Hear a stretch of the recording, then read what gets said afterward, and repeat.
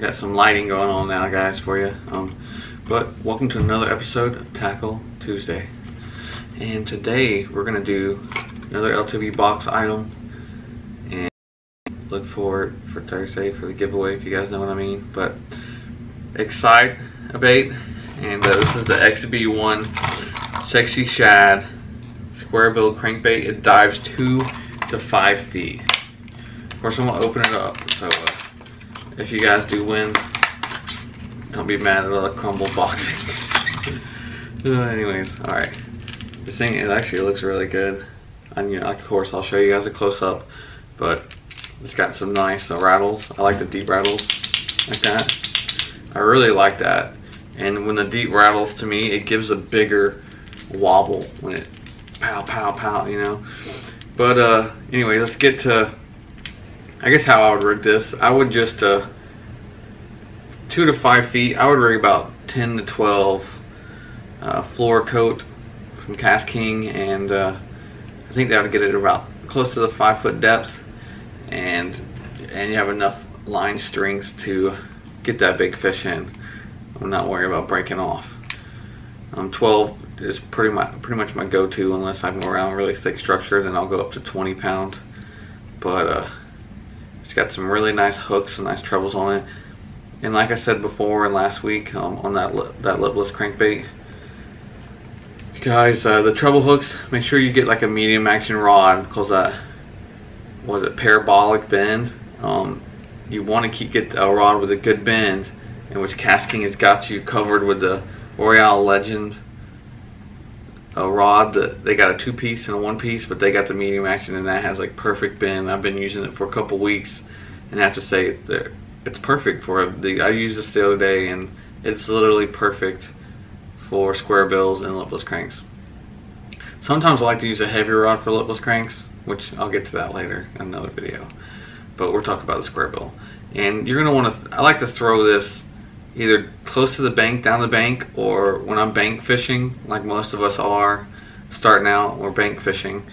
I like to throw it about 3 to 4 feet off the bank, to where you get it right at that drop. And I like to swim in, and when I do that, I like to make sure I'm feeling the bottom, because a lot of times when you're feeling the bottom, this is bouncing off the bottom, and that'll create the bass to strike and eat it. And also, again, I like to throw this out toward the middle too. It won't get to the bottom, but it'll actually catch those suspended fish. If you think those bass are suspended out there, you can't catch them off the bottom, can't catch them off the top, throw a medium diving crankbait like this out there, and just swim it back and see what you'll get. And I've caught so many bass like that, just throwing it all the way to the middle by a fountain or an oxygen thing, whatever you guys want to call them, and reeling it back in. And I'll change my cadence when I reel these in. I'll reel them fast, and a lot of times I'll reel them super fast. They'll get deep and bounce off stuff. I'll reel them, and I'll use a 9-3-1 gear ratio for like the speed demon and stuff. Yeah, it's pretty crazy. But I also like that gear ratio to slow it down. And when I mean slow it down, you'll be reeling and it feels like you're not even moving that crankbait with a 9-3-1 gear ratio, but you're actually pulling it at a decent speed. But and if you slow this down, it'll make this wobble a lot slower, and you'll catch you some bass. But the fast one, man, I can't get over. I don't know if I have any underwater footage. If I do, I'll put it in here. But the fast one on the bottom, when you're hitting structure, a lot of times when you're going across and you hit like a log or a branch or something and you feel it, well, a lot of times what I'll do is I'll pause my retrieve and let it come up a little bit, and then start going again. A lot of times when you hit it and you pause your retrieve, those bass will hit it, or it also gets it to where you won't get hung up on that log. But the square bill is used to deflect, so just remember that, keep that in mind. It's used to deflect. And see, I think these hooks on this one's a little bit too big on the front end. I would get a short shank, only because I like to compare. I like to put it like this, and if that hook is coming below that lip, I feel like it's going to get hung up a lot more on the tree limbs when you're coming across, you know. So I'll get a short shank up front. But that being said, I hope that helps you guys for bank fishing. For when you're on a boat and stuff, I mean, I'll throw it like it is, because you're throwing shallow and going deep most of the time. and I'll throw it like it is, and you can get up to the lure and you can get it out with a lure retriever. See, a boat's a lot different story. I'm trying to talk to a bank fishing perspective, so because I lose so many of these, and I feel like that would help you guys out if you could replace that hook with a short shank. And Lucky Tiger Box sends tons of trebles, tons of hooks all the time, and I literally will save them just for this situation, and I'll put the short ones that they send, I'll put them up front. But at Lucky Tiger Box is awesome, the monthly subscription. You guys should go to their website, luckytigerbox.com. Check them out, because if you guys don't know what to use and you're just getting into fishing, Lucky Tiger Box is for you, because they're going to get you out of your little comfort area, your little box, and they're going to try different baits. And they're going to make videos to help you catch more fish on those baits. If you can get comfortable on more baits, you're going to be way more versatile fisherman, and in the long run, you're going to be pretty much a professional fisherman.